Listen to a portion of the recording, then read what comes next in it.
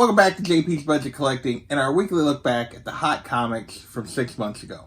I know I said I might not do it this week, but I ended up making time and going to do this a little early. So we're recording this on September 2nd, 2020. Almost said 2019. 2020. And this is for the hot comics from March 6th, 2020. So, as always, we're looking back at the CBSI Hot Top 10 and the Comic Tom Key Collector Hot 10 Comics of the Week. So we take those two lists, we kind of combine them. This week I think we end up with 15 books. And we try to just see what was making them hot back then, how they've done since, so that we all kind of make better decisions about which books we chase and which books we let go by, or at least patient on. So, with that, let's get into this week's list. We got 4 technically option news books. First up is Coyotes #1, and this hit the list because the creator on social media claimed that it was in production, or in development, not in production, in development. So, there was no previous option news, but suddenly it was in development, and this book went from basically no sales, to a bunch of sales for $20. I said this was a trap. It's been a trap. It's now a $5 to $10 book, occasionally $1 plus shipping on eBay. This book is down, and it's because these things this was not a book that had a following. It wasn't selling beforehand. There's been no news since. This is a book, just being patient on with it, and you can get it now basically for cover. Next, we have Mask #1. This is Mobile Action Strike Command, something, or Mobile Assault Strike Command, something, I don't remember. It's a cartoon from the 80s. It's like a poor man's G.I. Joe / Transformers kind of thing. And this basically, I have it, Mobile Armored Strike Command. There you go. And basically, this was rumors that there was a movie in development. Back then, it was hitting $15. A 9.8 went for $175. Now it's basically $1 to occasionally $10 book. Now, there was a 9.8 sale. I called this a trap. I'm going to stand by that. Although there was a 9.8 sale that went for $290. It's the only slab sales, or only 9.8 sales since back in February when the 175 happened. I'm not sure why. I'm not even sure this is a legit sale. It just seemed a little odd that someone paid this much for a book you can get for under $10 like all day. But so I'm still raw copies are definitely down and not selling very much. And there's only been that one oddball sale, so I'm going to still call this down. Next we have The Last of Us American Dreams #1, the cover A, and this is basically an announcement that they were turning this game into an HBO show, or had been optioned for an HBO show. Back then this book jumped up to $50 plus, 9.8s were going for $225-ish range.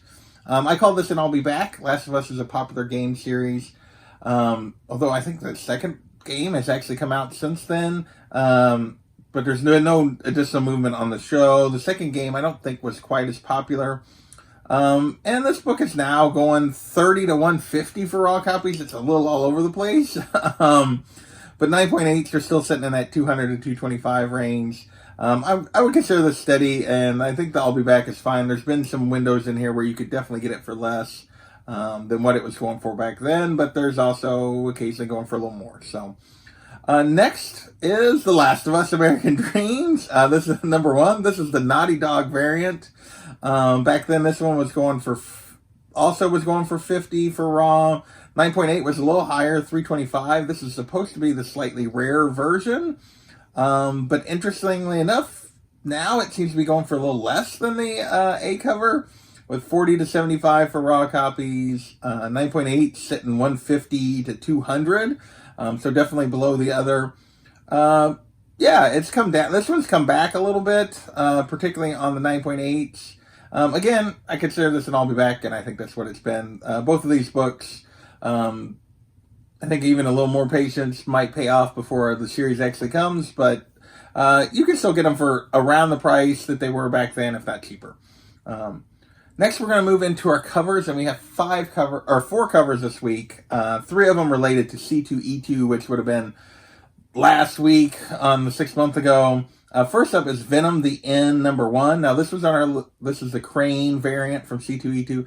This was on our list last week because Tom and Key Collector immediately put it on the list when it came out on that Friday.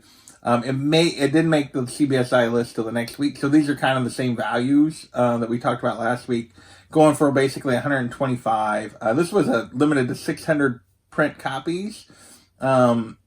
So because of that, I called it an I'll Be Back. It's been a straight cash. Like right now, almost every book listed as or selling is signed because Clayton Crane was sitting at the booth, and there's signed raw copies are going for 150 to 300, 9.8 4 to 900. We talked about this list last week. It's a little all over the place, a wide range on this, but definitely a popular and in-demand book, and definitely has went up in value. That 600 print run has definitely kept this book in demand. Next, we have Dark Red #1, the Shannon Mayer C2E2 1-year anniversary variant, and this one was even more limited. It was only a 500 print run. And back then it was hitting 80 plus at release. I called this one a trap because this series hadn't been very popular. I didn't think, it was pretty, but the series wasn't very good. So I thought it would be a trap. So there's only been 2 sales recently. In the last 3 months, there's only been 2 sales. One raw copy went for 70, a 9.8 went for 125. Everything else is just sitting there. Listings are starting at $70 for raw copies, although some raw copies are way more. 9.8s are starting at $200. There just doesn't seem to be a lot of interest in this book. It's not moving, so I consider that down. It's just sitting there. It's sitting on eBay at these prices that, similar to where it was when it came out. Nobody's paying it. Next, we're going to move into Jason's big miss of his predictions of the week, and this is Wolverine #1, the John Tyler Christopher C2E2 negative space, that yellow negative space cover. This was a 3,000 print book. So back then it was going for 125 the week after release, and I thought that was kind of a trap because there was 3,000, and that's a pretty high print run for a con variant. This book didn't fly off the shelves. You could still get it late Saturday afternoon. I don't know if it made it to Sunday or not because I didn't go back to the con. But you could still go get this on Saturday. So they were still available, and I thought, people didn't seem to be jumping on it that much. But I underestimated the Wolverine fans, and the John Tyler Christopher. All these negative space ones have kind of taken off. This one has been no exception. Right now it'll run you $200 to $250 for a raw copy. 9.8s are running $300 to $400. So yeah, this book has went up and has stayed up. People love this negative space idea, and they love this Wolverine version of it. So our final cover of the week is not a C2E2 exclusive, but it is Mercy #1, the Jenny Frison store variant, and this was limited to 500 copies. Back then at release, it was going for 50 to 60. I thought this one was a little bit of a trap just because I didn't know if Mercy would be any good. Appears to be basically an I'll Be Back. It's still going for the same price. 9.8 recently went for 150. Raw copies are still going to 50 to 60. There's also a foil version of this that goes for basically the same price. There's not been many sales, actually. There's been more sales of the foil than there has been of the regular cover. But they're about the same number listed on eBay right now. They seem to be listing them almost at exactly the same price. I think the foil was also 500, so there's 1,000 between the two, and they seem to be holding the same price either way. So the Mercy #1 has had a little bit of legs and some staying power. Next, we have Batman #90, the first full appearance of the designer. And basically, this was a $15 to $20 book at release. I thought this was a bit of a trap. I didn't think, with the punchline thing and the Joker War coming, I didn't think the designer was going to be a character that was necessarily going to stick. But it's been steady. It's still going for 10 to 20. I don't understand why, though, because what we discovered, spoilers if you read it, is the designer had already been killed by the Joker, and it was really just the Joker pulling the strings. So setting up Joker War. So I'm not sure why this is continued to have value, but it does. Still going for 10 to 20. Although 9.8s only go for 35 to 50, which is not a lot of value for a 9.8. So I have to call this steady just because of that it's still going in that same range, but I don't really see a lot of value here long term, I guess. So next we have Batman 38, the first appearance of Matthew Warner. So this is a kid that was obsessed with being Bruce Wayne and had his butler kill his parents, and he was like a villain that Tom King set up. And everyone started specking on this because they thought this little boy was Punchline. I'm not kidding. So basically, Tinian gave this interview, and he made a comment about Punchline being, she's not a very nice guy. And people jumped on it that she was actually like trans or a guy or something. And they started jumping on this, and it really wasn't going for much, but there was a bunch of sales. And I just thought there's a whole line of spec and all of it was just dumb. I mean, if you want to spec on the kid for $5 that he might come back and be important at some point, okay. But it just seemed really ridiculous to me. This is basically a cover price book now. I put 1 to 10. It occasionally goes for more, occasionally goes for less, but it's mostly just a cover price book. This whole thing just, and there's going to be several of these over the next couple of weeks of books that hit this list because people were specking that it would be retconned that Punchline was some character that had previously been introduced to try to get ahead of Batman 89 and Hell Arisen 3. Yeah, none of them have panned out. And this is just the first one. Next, we have Batman 171, the first Silver Age appearance of the Riddler. And this was hit the list because the Riddler is going to be in the Batman movie. They're bringing the Riddler back as one of the villains. And basically it caused this book to get hot. Then raw copies were averaging 250, and 8.0 went for 1350. I call this, it's the first Silver Age appearance of the Riddler. This is straight cash, homie, no matter what it does. It's not going to come crashing back down. It's not necessarily, it's basically been steady over the last 6 months. It's still going 200 to 400 depending on your grade for raw copies. Really rough copies go for less. Really, really nice copies go for more. 8.0 is still in the $1,000 to $1,100 range, so that's backed up a little bit, but not enough for me to really think that this book's down. It's a $1,000 book and an 8.0. This is a great book, no matter how you think about it. With that, we're moving away from comic buzz and DC movie buzz into our one Star Wars book of the week. And this is Star Wars Tales number 24.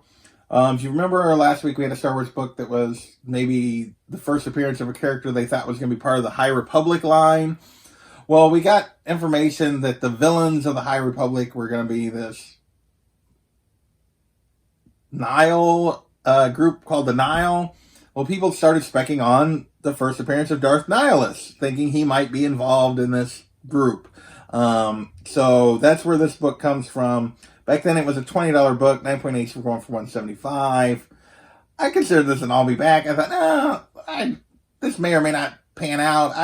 People are going to probably forget about it between now and when High Republic actually launches, because it wasn't supposed to launch till 2021 originally. That you'd be able to get it for less. Well, everything Star Wars has been radioactive hot all this year. People have been specking on this, and this book is up. It's now a $40 to $60 book raw. Now, there's only been 2 9.8 sales since, one in that same range at $160 and one at $200. But the demand for raw copies is still going strong. There's just not a lot of 9.8s, I don't think, on the census yet. But raw copies are still selling strong, so I would consider this one up. So, last 3 books, all related to MCU, sort of. The first one is New Mutants number 14. The first, Illyana as Magic, sorta, maybe. So, if you guys don't know, Magic's first appearance is all screwed up. She appears as an unnamed little girl in Giant Size X-Men. She jumps into the X-Men older and gets named the first time, like around 160, I think. I've been thinking about doing a Let's Collect on her just because it's interesting to try to really dig into this, and I need to do it. I was going to try to have it out for the movie, and I didn't have it out. Anyway, this is the first time I think they actually refer to her as Magic. Or anyway, this is what CGC considers the first time Illyana appears as Magic, is what CGC. So this is the book that kind of got hot after the trailer. And everybody was expecting that Magic would be the best character in the movie. Sounds like that's the case. Sounds like the movie's only okay. I've heard almost nobody say that it's really good or really bad. Everything's been like, it's fine. So, if you haven't gone to see it, go see it. I mean, if you want to see it, sounds like Magic is probably the best part of the movie. Back then it hit the list because 9.8s were going for 300 plus. I call this an I'll Be Back, and even with the movie out, we're still basically in that same range. It's been steady. Now it's basically $10 to $40 for raw copy. 9.8s are still going for $300 to $400. But you could have actually gotten it for less in between then and now. It's kind of back where it was at. So I think definitely I'll Be Back on this one is pretty accurate. Finally, we got 2 books left. Sorry, 2 books. Not finally. Our MCU spec, I guess. Dark Reign, Young Avengers #1. The first, Sylvie Lushton, which is the second Enchantress, and basically there was a casting call for Sylvie for the Loki show. So people spec this was the book, that this was the character, so they started grabbing this book. Back then it jumped up to a $20 book. I thought this was a trap, and it appears to have been. It's now a $5 to $10 book. And the Loki show's been delayed, so if you still want to spec on this, now you can probably get it for cover. So there you go. And finally, our last book of the week is Avengers #85, the first Squadron Supreme. And this was no reports, nothing. People just start specking on Squadron Supreme as coming to the MCU at some point. There's been a lot of teams, Young Avengers, Thunderbolts. There's a lot of teams they're talking about. This one has not been one they've talked about, but people were specking on it anyway. Back then, raw copies jumped up to $75. A 9.8 went for $255. We'll come back to that in just a second. I call this a trap. It was more of an I'll Be Back. It's still, First Squadron Supreme's a solid book. I should have probably just called it a I'll Be Back. But 25 to 50 now for raw copies. Only one 9.4 has sold since. It went for $600. Here's the thing. So that's way up from that 255. The 255 that they reported as with the book being hot was actually lower than what the book typically was selling for. Typically it was going for over 300 at that time. So that actually was a cheap kind of outlier sale anyway. Now the 600 is up, but it's been the only sale since. So I still think overall it's down just because raw copies are where most of the sales are, and they are definitely less. So that's this week's list. Not a whole lot of MCU stuff. Some covers that all did well from C2E2 and otherwise. Well, the Dark Red didn't, but 2 of the 3 covers from C2E2 did great. Last of Us is still going strong. Coyotes and Mask were traps for sure. So yeah, I want to thank you guys for watching. And we'll catch you next time.